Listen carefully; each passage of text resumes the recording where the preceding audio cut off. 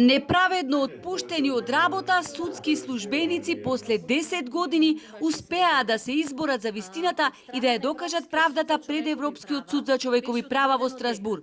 Претходно високите судови во Македонија, како Битолска апелација и Врховниот суд, пресудувале во корист на Охридскиот основен суд. Наместо да делат правда, несудените судики Сонја Талеска и Татјана Трпческа раскажуваат како останале без работа.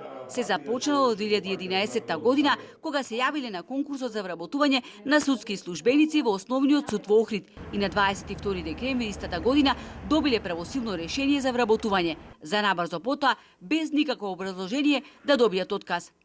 Меѓутоа, од нејасни причини, тајно бевме одјавени, без тие решенија да се стават вон сила, без да се даде некој отказ, значи сосема тајна. Зошто е одлучено само нашите решенија да се оспорат и на незаконит начин да се оспорат, тоа е следната работа, мене не ми се јасни причините. И ден денес не ми се јасни.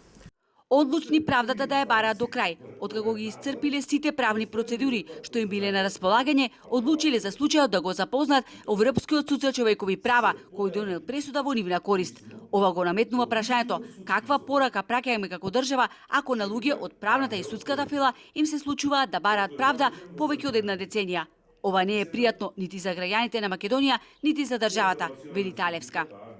Од самото извршување на пресудиве на Европскиот суд за човекови права и од самото правораздавање во нашиот домашен систем се гледа меѓународниот углед на нашава држава и правниот кредибилитет. Во последниот подолг период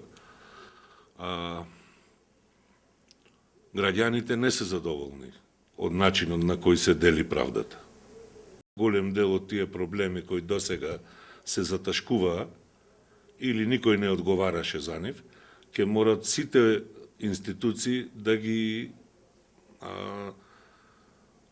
поодговорно да се однесуваат. Се поголем број граѓани, обесправени, се одлучуваат правдата да ја бараат во Страсбур, вели Новаковски, без да знаат дека патот до Страсбур е долг и на европско ниво пресуда добиваат само 2% од 60.000 предмети кои годишно ги добива Европскиот суд на човекови права. За двете правнички од Охрид со пресудата од Страсбур, која чекаа 6 години, ништо не е завршено, доколку државата не исполни се што стои во пресудата, ќе реагираат до Советот на Европа.